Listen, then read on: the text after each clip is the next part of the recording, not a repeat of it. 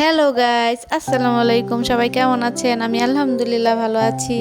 সকালে ঘুম থেকে উঠে রাইসাকে স্কুলে দিয়ে এসে নাস্তা বানাতে চলে আসলাম। রুটি বানাচ্ছিলাম আর কিছু চিকেনও ভেজে নিচ্ছিলাম, কারণ দেরি হয়ে যাচ্ছে, সেজন্য আর কিছু করব না। তাড়াতাড়ি করে চিকেন আর রুটি দিয়ে নাস্তাটা সেরে ফেলবো। নাস্তা রেডি করে ফেললাম। নাস্তা খেয়ে এখন আমি চলে যাব দুপুরে রান্না করতে। এই তো আমি দুপুরের জন্য কিছু ডিম নিয়েছি হাঁসের, আর হলো এখানে পেঁয়াজ রসুন কেটে নিয়েছি, আর ওইদিকে আমি ডালও বসিয়ে দিয়েছি।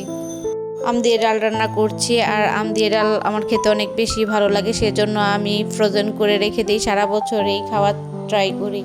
আর এইদিকে আমি চিংড়ি ভর্তা করব, সেজন্য চিংড়ি মাছগুলোও ভালোভাবে ধুয়ে নিয়েছিলাম। আর চিংড়ি মাছ ধোয়ার সময় দেখি ছোট একটা কাঁকড়া, তো আমার দেখে অনেক বেশি ভালো লাগছিল, সেজন্য আমি বারবারই দেখছিলাম। কাঁকড়াটা দেখে এত কিউট লাগছিল, অনেক ভালো লাগছিল। তো যাই হোক, এখানে আমি চলে আসছিলাম ডাল বাগার দিতে। এখানে আমি একটু পাঁচফোড়ন আর শুকনো মরিচ দিয়ে পেঁয়াজ রসুন দিয়ে বাগার দিচ্ছিলাম। আর এখানে আমি হাঁসের ডিমগুলো একটু ভেজে নিচ্ছিলাম, কারণ হাঁসের ডিম ভুনা করব। হাঁসের ডিম ভুনা খেতে অনেক বেশি ভালো লাগে। আমি এখানে পেঁয়াজ রসুন আদা জিরা সব ধরনের মশলা দিয়ে ভালোভাবে কষিয়ে নিচ্ছিলাম। আর যে কোনো তরকারিতে মশলাটা ভালোভাবে কষিয়ে তরকারিটা রান্না করলে তরকারিটা খেতে অনেক মজা হয়।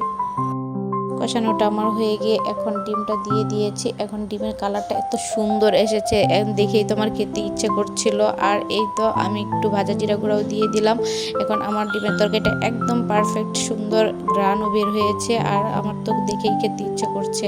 আর এইখানে আমি একটু চিংড়ি মাছ ভেজে নিচ্ছিলাম, আর এইখানে চিংড়ি মাছের জন্য একটু পেঁয়াজ রসুনও ভেজে নিয়েছি। আমি এখন সব ভেজে পাটায় বেটে এখন মাখাবো ভর্তাটা। আমি এখানে সব বেটে এখন সরিষার তেল দিয়ে আর লবণ দিয়ে হাতে মেখে নিচ্ছিলাম। ভালোভাবে হাতে মেখে ভর্তাটা করেছিলাম, এত মজা হয়েছিল খেতে। এই তো আমি বিকাল হয়ে গেল, বিকালে তো বললামই বাচ্চাদের জন্য কিছু করতেই হবে, তো আমি এখানে তাদের জন্য একটু ম্যাঙ্গো শেক করছিলাম।